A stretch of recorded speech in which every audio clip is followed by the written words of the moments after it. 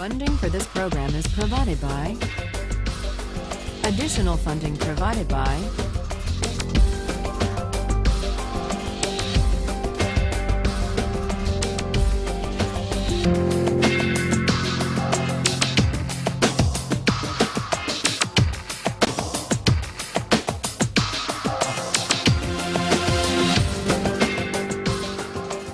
When we finished last time,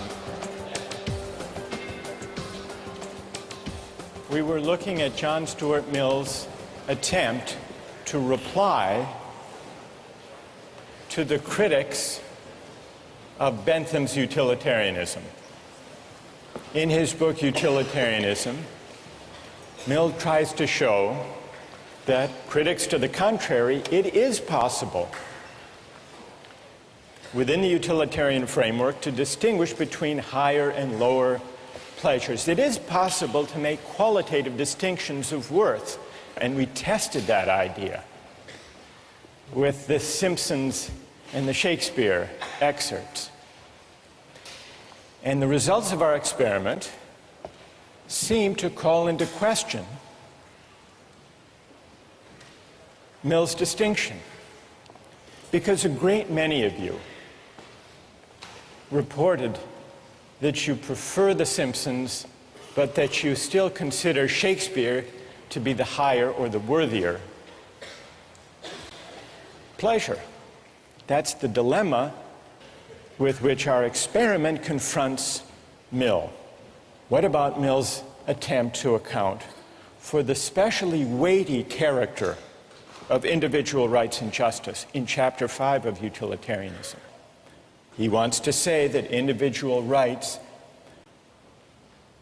are worthy of special respect.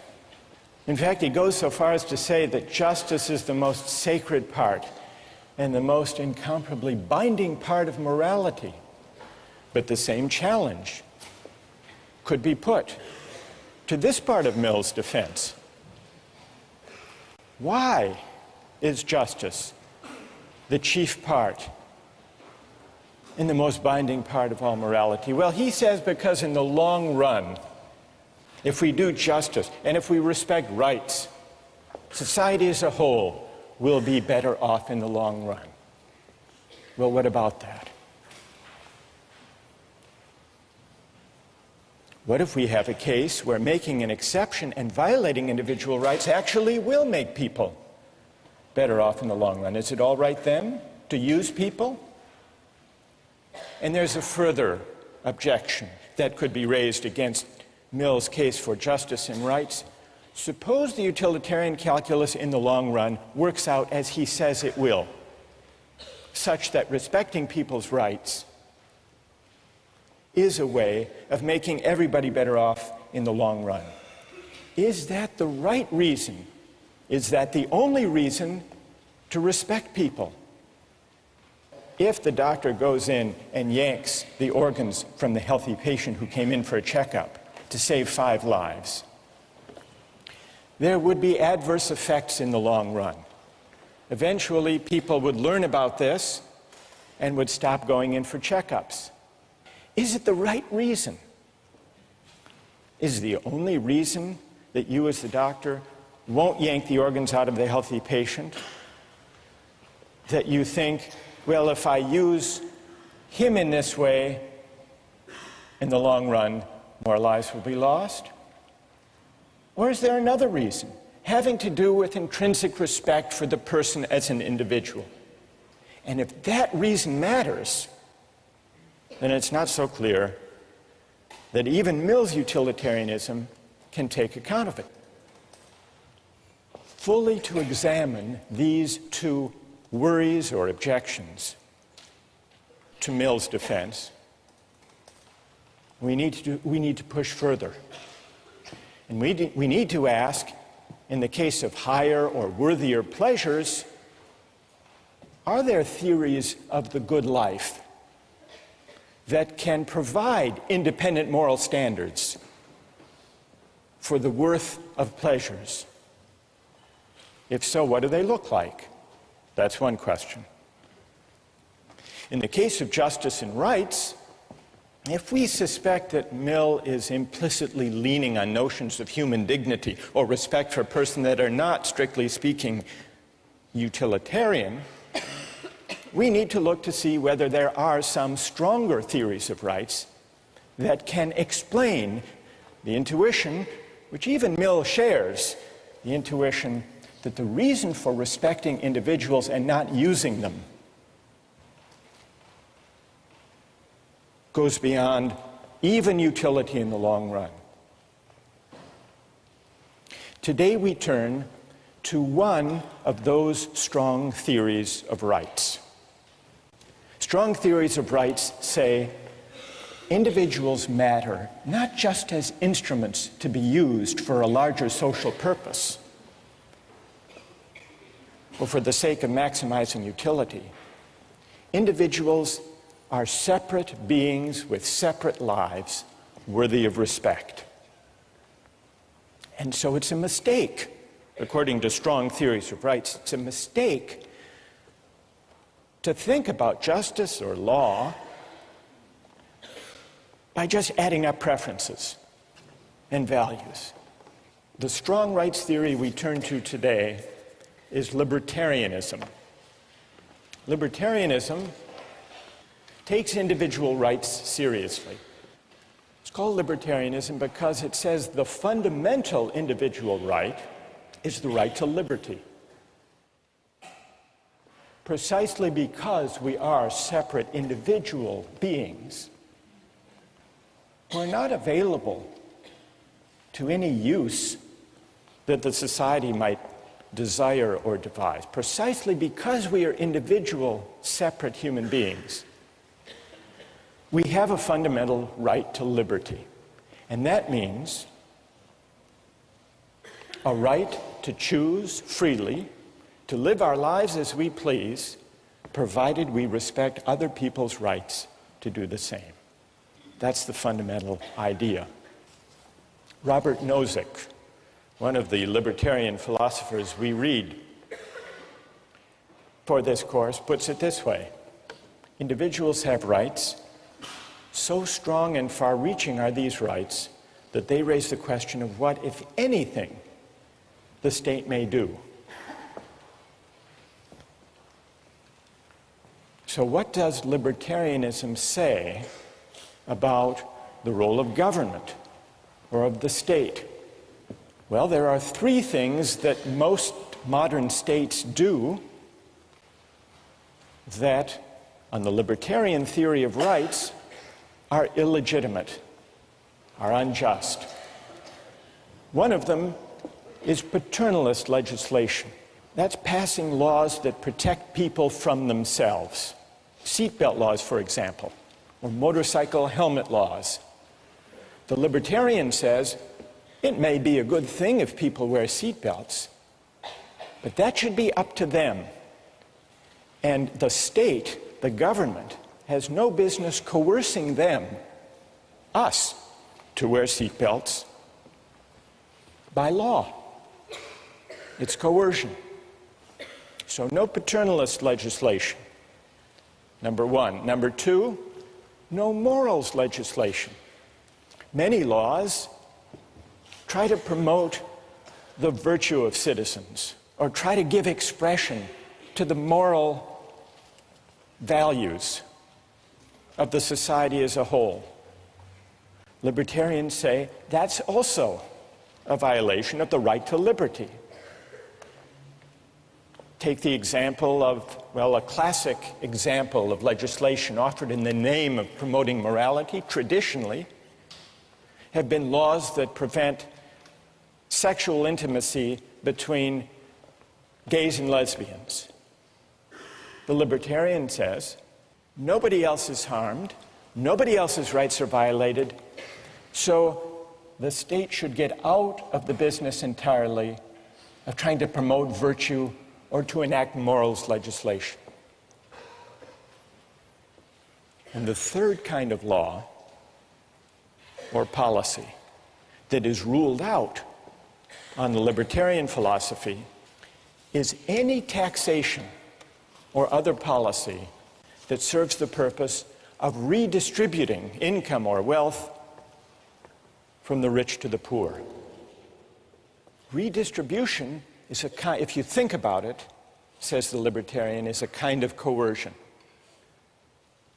What it amounts to is theft by the state or by the majority, if we're talking about a democracy, from people who happen to do very well and earn a lot of money. Now, Nozick and other libertarians allow that there can be a minimal state that taxes people for the sake of what everybody needs: the national defense, police force, judicial system to enforce contracts and property rights. But that's it. Now, I want to get your reactions to this third feature of the libertarian view. I want to see who among you agree with that idea and who disagree and why. But just to make it concrete and to see what's at stake, consider the distribution of wealth in the United States. The United States is among the most inegalitarian societies as far as the distribution of wealth of all the advanced democracies. Now, is this just or unjust? Well, what does the libertarian say? The libertarian says, you can't know just from the facts I've just given you. You can't know whether that distribution is just or unjust. You can't know just by looking at a pattern or a distribution or a result whether it's just or unjust. You have to know how it came to be. You can't just look at the end state or the result. You have to look at two principles. The first he calls justice in acquisition, or in initial holdings. And what that means simply is, did people get the things they used to make their money fairly? So we need to know, was there justice in the initial holdings? Did they steal the land or the factory or the goods that enabled them to make all that money? If not, if they were entitled to whatever it was that enabled them to gather the wealth, the first principle is met. The second principle is, did the distribution arise from the operation of free consent? People buying and trading on the market. As you can see, the libertarian idea of justice corresponds to a free market conception of justice. Provided people got what they used fairly, didn't steal it, and provided the distribution results from the free choice of individuals buying and selling things, the distribution is just. And if not, it's unjust. So let's, in order to fix ideas for this discussion, take an actual example. Who's the wealthiest person in the United States? Wealthiest person in the world? Bill Gates. It is. That's right. Here he is. You'd be happy too. Now, what's his net worth? Anybody have any idea? That's a big number. During the Clinton years, remember there was a controversy. Donors, big campaign contributors, were invited to stay overnight in the Lincoln bedroom at the White House. I think if you contributed $25,000 or above, someone figured out at the median contribution that got you invited to stay a night in the Lincoln bedroom, Bill Gates could afford to stay in the Lincoln bedroom every night for the next 66,000 years.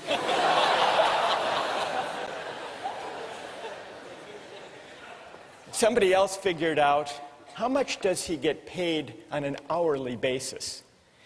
And so they figured out, since he began Microsoft, suppose he worked, 14 hours per day. Reasonable guess. And you calculate this net wealth. It turns out that his rate of pay is over $150, not per hour, not per minute, $150, more than $150 per second. Which means that if on his way to the office, Gates noticed a $100 bill on the street, it wouldn't be worth his time to stop and pick it up. Now, most of you will say, someone that wealthy, surely we can tax them to meet the pressing needs of people who lack an education or lack enough to eat or lack decent housing. They need it more than he does. And if you were a utilitarian, what would you do? What tax policy would you have? You'd redistribute in a flash, wouldn't you? Because you would know, being a good utilitarian, that taking a small amount, he's scarcely going to notice it, but it will make a huge improvement in the lives and in the welfare of those at the bottom. But remember, the libertarian theory says we can't just add up and aggregate preferences and satisfactions that way. We have to respect persons, and if he earned that money fairly, without violating anybody else's rights, in accordance with the two principles of justice in acquisition and justice in transfer, then it would be wrong, it would be a form of coercion to take it away. Michael Jordan is not as wealthy as Bill Gates, but he did pretty well for himself. You want to see Michael Jordan? There he is. His income alone in 1 year was $31 million, and then he made another $47 million in endorsements for Nike and other companies. So his income was, in 1 year, $78 million. To require him to pay, let's say, a third of his earnings to the government to support good causes like food and healthcare and housing and education for the poor, that's coercion. That's unjust. That violates his rights. And that's why redistribution is wrong. Now, how many agree with that argument? Agree with the libertarian argument that redistribution for the sake of trying to help the poor is wrong? And how many disagree with that argument? All right, let's begin with those who disagree. What's wrong with the libertarian case against redistribution? Yes. I think these people like Michael Jordan have received, we're talking about working within a society, and they received a larger gift from the society, and they have a larger obligation in return to give that through redistribution. You know, you can say that Michael Jordan may work just as hard as someone who works, you know, doing laundry 12 hours, 14 hours a day, but he's receiving more. I don't think it's fair to say that, you know, it's all on his, you know, inherent, you know, hard work. All right. Let's hear from defenders of libertarianism. Why would it be wrong in principle to tax the rich to help the poor? Go ahead. My name's Joe, and I collect skateboards. I've since bought 100 skateboards. I live in a society of 100 people. I'm the only one with skateboards. Suddenly, everyone decides they want a skateboard. They come into my house, they take 99 of my skateboards. I think that is unjust. Now, I think in certain circumstances, it becomes necessary to overlook that injustice, perhaps condone that injustice, as in the case of the cabin boy being killed for food. If people are on the verge of dying, perhaps it is necessary to overlook that injustice, but I think it's important to keep in mind that we're still committing injustice by taking people's belongings or assets. Are you saying that taxing Michael Jordan, say at a 33% tax rate, for good causes, to feed the hungry, is theft? I think it's unjust. Yes, I do believe it's theft, but perhaps it is necessary to condone that theft. But it's theft. Yes.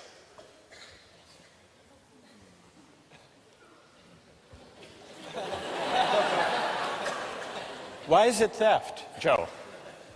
Because Why is it like your collection of skateboards? it's theft because, at least in my opinion and by the libertarian opinion, he earned that money fairly, and it belongs to him. So to take it from him is by definition theft. All right, let's hear if there's... who wants to reply to Joe? Yes, go ahead. I don't think this is necessarily a case in which you have 99 skateboards and the government, or you have 100 skateboards and the government's taking 99 of them. It's like you have more skateboards than there are days in a year. You have more skateboards than you're going to be able to use in your entire lifetime, and the government is taking part of those. And I think that if you're operating in a society in which the government doesn't redistribute wealth, that allows for people to amass so much wealth that people who haven't started from the equal footing in our hypothetical situation that doesn't exist in our real society get undercut for the rest of their lives. So you're worried that if there isn't some degree of redistribution, if some are left at the bottom, there will be no genuine equality of opportunity. All right? The idea that taxation is theft. Nozick takes that point one step further. He agrees that it's theft. He's more demanding than Joe. Joe says it is theft. Maybe in an extreme case it's justified. Maybe a parent is justified in stealing a loaf of bread to feed his or her hungry family. So Joe is what would you call yourself, a compassionate quasi-libertarian? Nozick says, if you think about it, taxation amounts to the taking of earnings.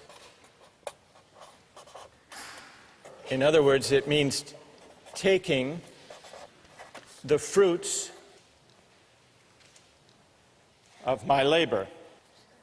But if the state has the right to take my earnings or the fruits of my labor, isn't that morally the same as, according to the state, the right to claim a portion of my labor? So taxation actually is morally equivalent to forced labor, because forced labor involves the taking of my leisure, my time, my efforts, just as taxation takes the earnings that I make with my labor. And so for Nozick and for the libertarians, taxation for redistribution is theft, as Joe says, but not only theft, it's morally equivalent to laying claim to certain hours of a person's life and labor. So it's morally equivalent to forced labor. If the state has a right to claim the fruits of my labor, that implies that it really has an entitlement to my labor itself. And what is forced labor? Forced labor, Nozick points out, is what? Is slavery. Because if I don't have the right, the sole right, to my own labor, then that's really to say that the government or the political community is a part owner in me. And what does it mean for the state to be a part owner in me? If you think about it, it means that I'm a slave, that I don't own myself. So what this line of reasoning brings us to is the fundamental principle that underlies the libertarian case for rights. What is that principle? It's the idea that I own myself. It's the idea of self-possession. If you want to take rights seriously, if you don't want to just regard people as collections of preferences, the fundamental moral idea to which you will be led is the idea that we are the owners or the proprietors of our own person.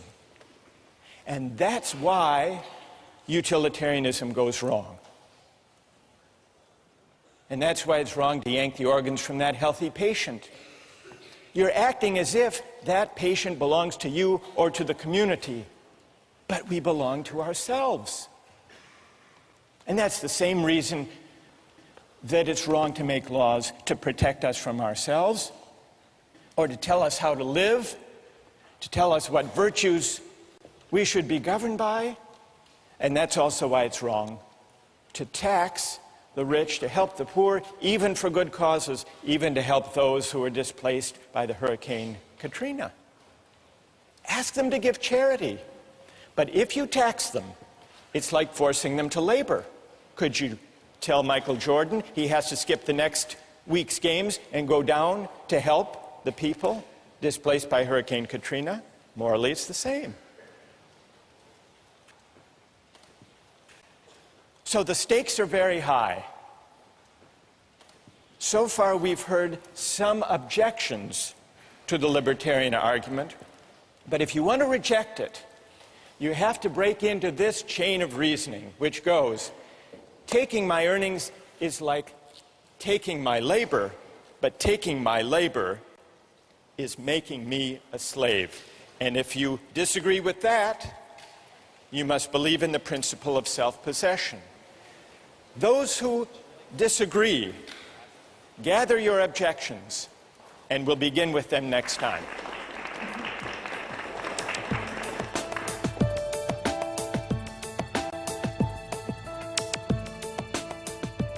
Anyone like to take up that point?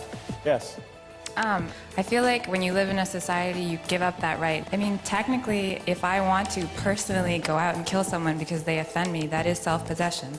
Because I live in a society, I cannot do that. Victoria, are you questioning the fundamental premise of self-possession? Yes. I think that you don't really have self-possession if you choose to live in a society because you cannot just discount the people around you. We were talking last time about libertarianism. I want to go back to the arguments for and against the redistribution of income. But before we do that, just one word about the minimal state. Milton Friedman, the libertarian economist, he points out that many of the functions that we take for granted as properly belonging to government don't. They are paternalist. One example he gives is Social Security. He says it's a good idea for people to save for their retirement during their earning years, but it's wrong. It's a violation of people's liberty for the government to force everyone, whether they want to or not, to put aside some earnings today for the sake of their retirement. If people want to take the chance, or if people want to live big today and live a poor retirement, that should be their choice. They should be free to make those judgments and take those risks. So even Social Security would still be at odds with the minimal state that Milton Friedman argued for. It's sometimes thought that collective goods like police protection and fire protection will inevitably create the problem of free riders unless they're publicly provided. But there are ways to prevent free riders. There are ways to restrict even seemingly collective goods like fire protection. I read an article a while back about a private fire company, the Salem Fire Corporation in Arkansas. You can sign up with the Salem Fire Corporation, pay a yearly subscription fee, and if your house catches on fire, they will come and put out the fire. But they won't put out everybody's fire. They will only put it out if it's a fire in the home of a subscriber, or if it starts to spread and to threaten the home of a subscriber. The newspaper article told the story of a homeowner who had subscribed to this company in the past, but failed to renew his subscription. His house caught on fire. The Salem Fire Corporation showed up with its trucks and watched the house burn, just making sure that it didn't spread. The fire chief was asked, well, he wasn't exactly the fire chief, I guess he was the CEO. He was asked, how can you stand by with fire equipment and allow a person's home to burn? He replied, once we verified there was no danger to a member's property, we had no choice but to back off according to our rules. If we responded to all fires, he said, there would be no incentive to subscribe. The homeowner, in this case, tried to renew his subscription at the scene of the fire, but the head of the company refused. You can't wreck your car, he said, and then buy insurance for it later. So even public goods that we take for granted as being within the proper province of government can, many of them, in principle, be isolated, made exclusive to those who pay. That's all to do with the question of collective goods and the libertarians' injunction against paternalism. But let's go back now to the arguments about redistribution. Now, underlying the libertarians' case for the minimal state is a worry about coercion. But what's wrong with coercion? The libertarian offers this answer. To coerce someone, to use some person for the sake of the general welfare, is wrong because it calls into question the fundamental fact that we own ourselves, the fundamental moral fact of self-possession or self-ownership. The libertarians' argument against redistribution begins with this fundamental idea that we own ourselves. Nozick says that if the society as a whole can go to Bill Gates or go to Michael Jordan and tax away a portion of their wealth, what the society is really asserting is a collective property right in Bill Gates or in Michael Jordan. But that violates the fundamental principle that we belong to ourselves. Now, we've already heard a number of objections to the libertarian argument. What I would like to do today is to give the libertarians among us a chance to answer the objections that have been raised. And some have already identified themselves and have agreed to come and make the case for libertarianism to reply to the objections that have been raised. So raise your hand if you are among the libertarians who's prepared to stand up for the theory and respond to the objections. You are Alex Harris, who's been a star on the weblog. All right, Alex, come here, stand up, come. We'll create a libertarian corner over here. And who else? Other libertarians who will join? What's your name? John? John Sheffield. John. Who else wants to join? Other brave libertarians who are prepared to take on, yes. What's your name? Julia Roto. Julia, come join us over there. Now, while Team Libertarian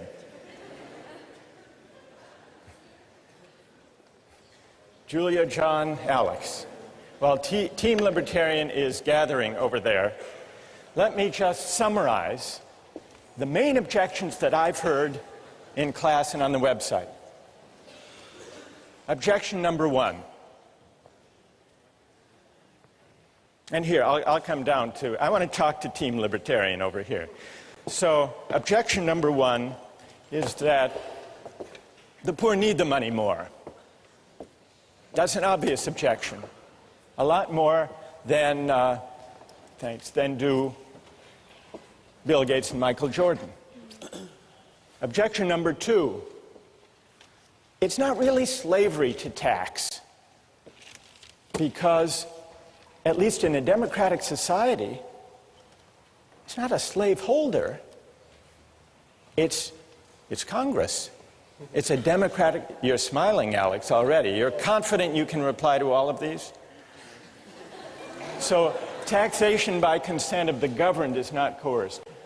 Third, some people have said, don't the successful, like Gates, owe a debt to society for their success that they repay by paying taxes?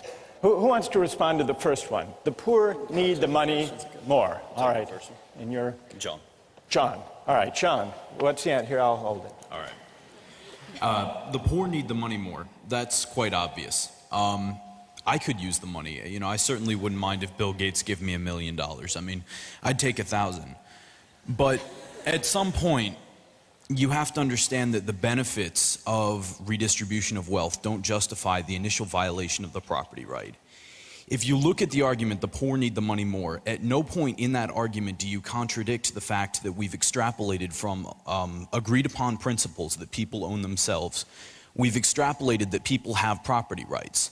And so whether or not it would be a good thing or a nice thing, or even a necessary thing for the survival of some people, we don't see that that justifies the violation of the right that we've logically extrapolated. Good. Okay. And so that also, I mean, there still exists this institution of like individual philanthropy. Milton Friedman makes this argument. All right, so Bill Gates Chicago. can give to charity if he wants to. Right. But it would still be wrong to coerce him Exactly. to meet the needs of the poor. Exactly. Are the two of you happy with that reply? Anything to add? All right. Go ahead, Julie. I think, Julia, yes. Julia. I think I could also add, I guess I could add that there's a difference between needing something and deserving something. I mean, in an ideal society, everyone's needs will be met, but here we're arguing what do we deserve as a society. And, yeah. And the poor don't deserve the benefits that would flow from taxing Michael Jordan to help them. Based on what we've come up with here, I don't think you deserve something like that. All right, let me push you a little bit on that, Julia. The victims of Hurricane Katrina are in desperate need of help. Would you say that they don't deserve help that would come from the federal government through taxation? Okay, that's a difficult question. I think this is a case where they need help, not deserve it. But I think, again, if you hit a certain level of requirements to reach sustenance, you're going to need help. Like if you don't have food or a place to live, that's a case of need. So need is one thing, and desert is another. Exactly. All right. Who would like to reply?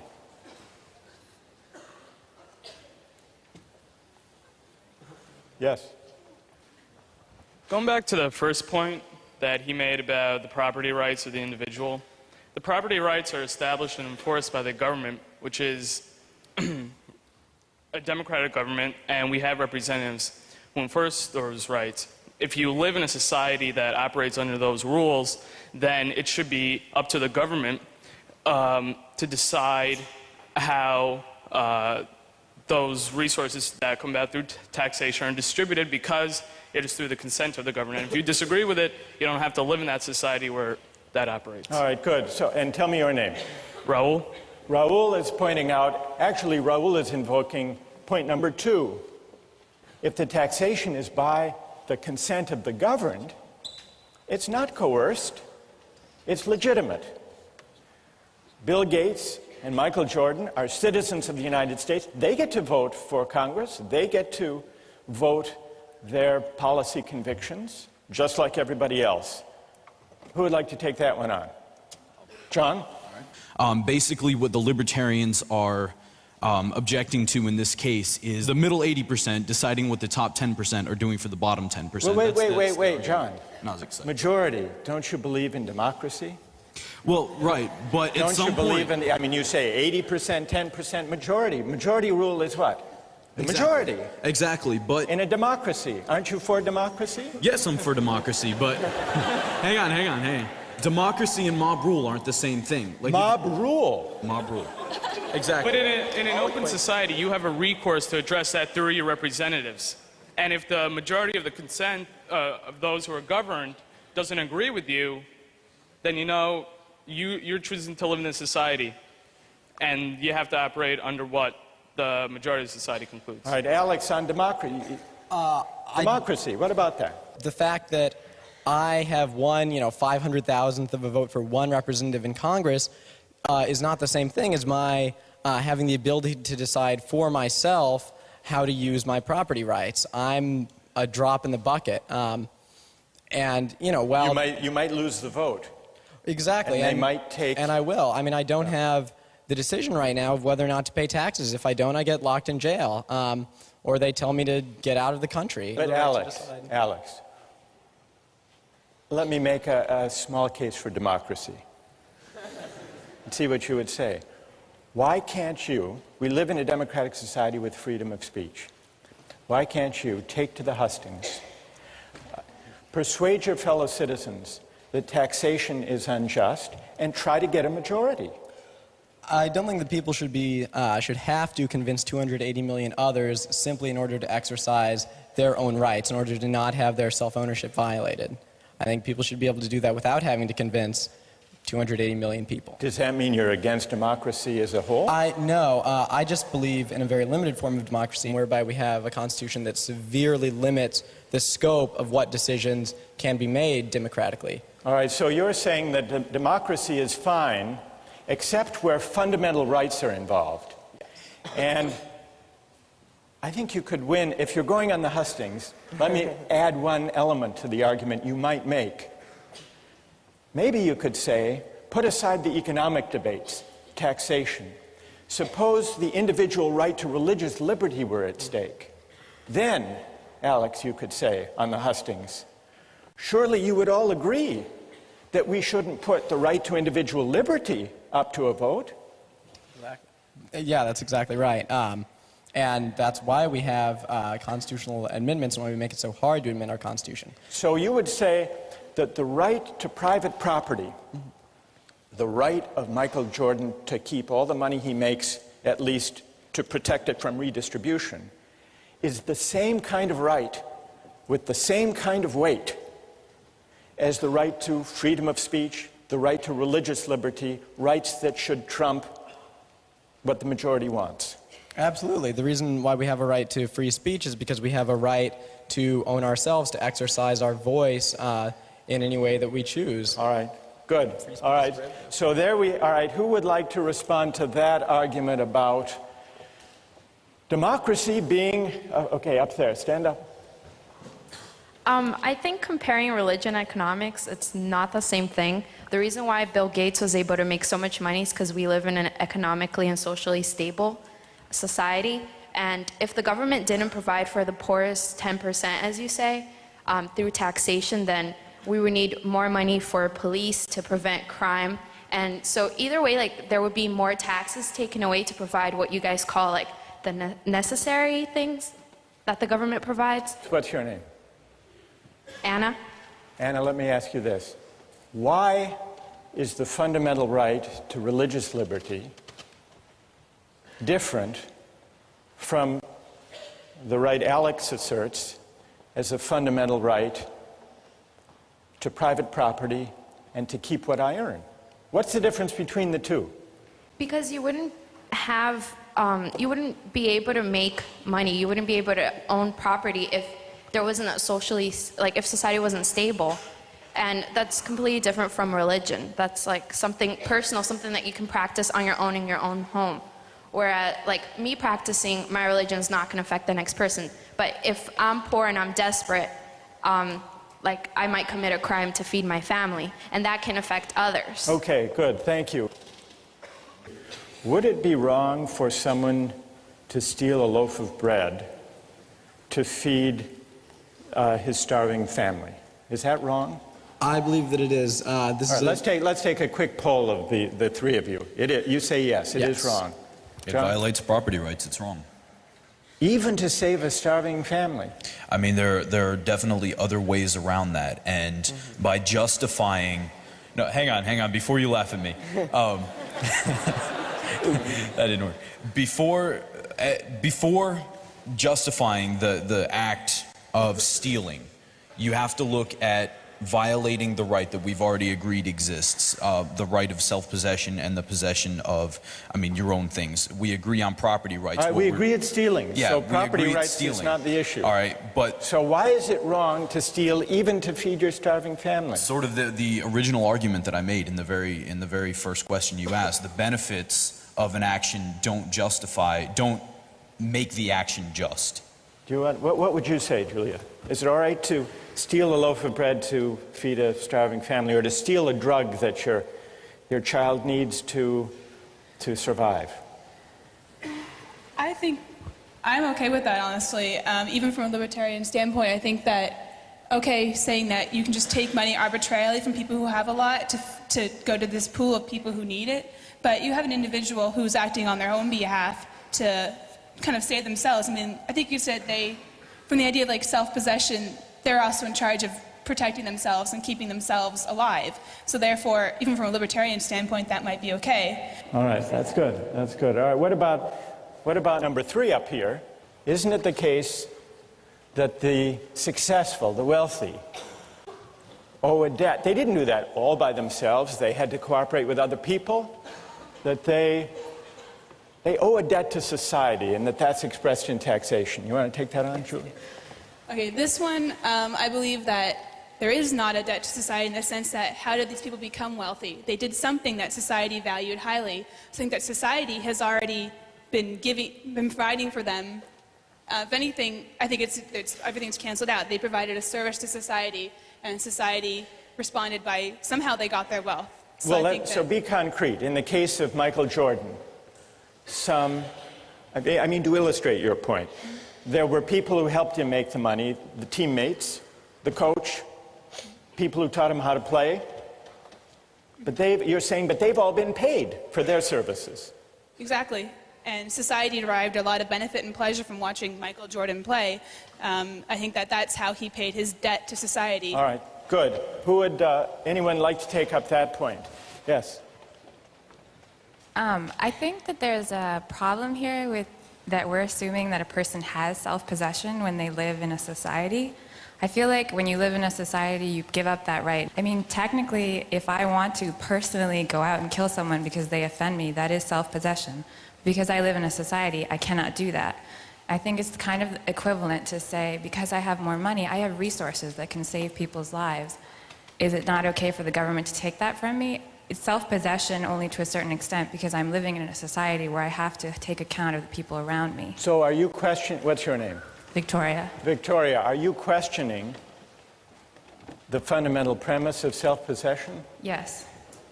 I think that you don't really have self-possession if you choose to live in a society because you cannot just discount the people around you. All right, I want to quickly get the response of the Libertarian team to the last point. The last point builds on, well, maybe it builds on Victoria's suggestion that we don't own ourselves. Because it says that Bill Gates is wealthy, that Michael Jordan makes a huge income, isn't wholly their own doing. It's the product of a lot of luck. And so we can't claim that they morally deserve all the money they make. Who wants to reply to that? Alex? You certainly could make the case that it is not, their wealth is not appropriate to the goodness in their hearts, but that's not really the morally relevant issue. The point is that they have received what they have through the free exchange of people who have given them their holdings, usually in exchange for providing some other service. Good enough. I want to try to sum up what we've learned from this discussion, but first let's thank John, Alex, and Julia for an excellent, a really wonderful job.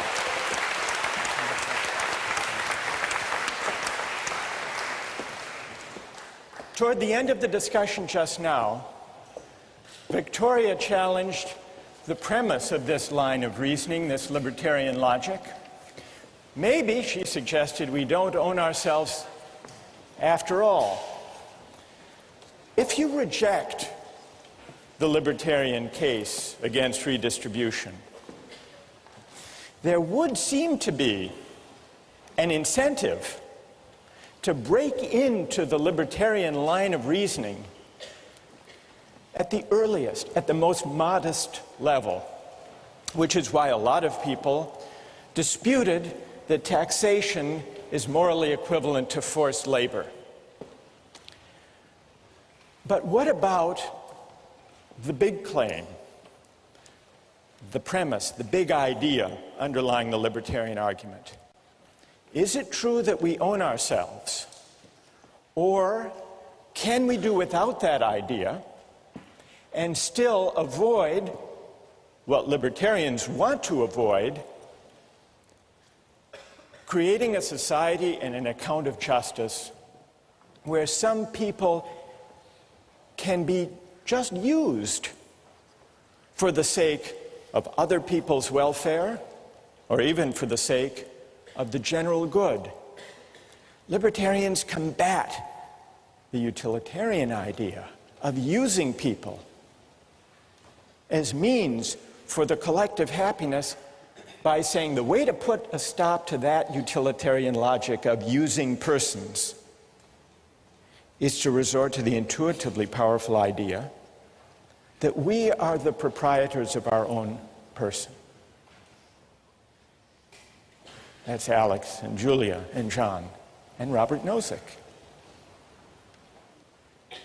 What are the consequences for a theory of justice and an account of rights of calling into question the idea of self-possession? Does it mean that we're back to utilitarianism and using people and aggregating preferences and pushing the fat man off the bridge? Nozick doesn't himself fully develop the idea of self-possession. He borrows it from an earlier philosopher, John Locke. John Locke accounted for the rise of private property from the state of nature by a chain of reasoning very similar to the one that Nozick and the libertarians use. John Locke said, private property arises because when we mix our labor with things, unowned things, we come to acquire a property right in those things. And the reason is that we own our own labor. And the reason for that, we are the proprietors, the owners of our own person. And so in order to examine the moral force of the libertarian claim that we own ourselves, we need to turn to the English political philosopher John Locke and examine his account of private property and self-ownership. And that's what we'll do next time.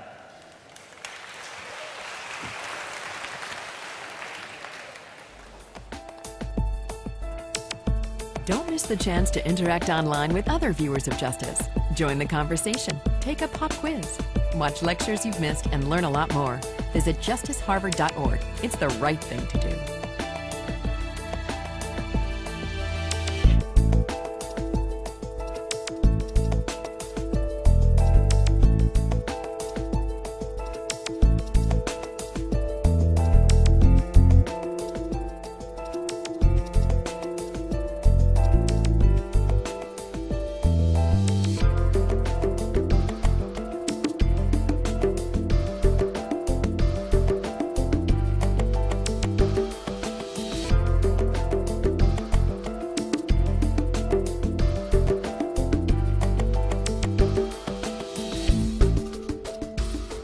Funding for this program is provided by Additional funding provided by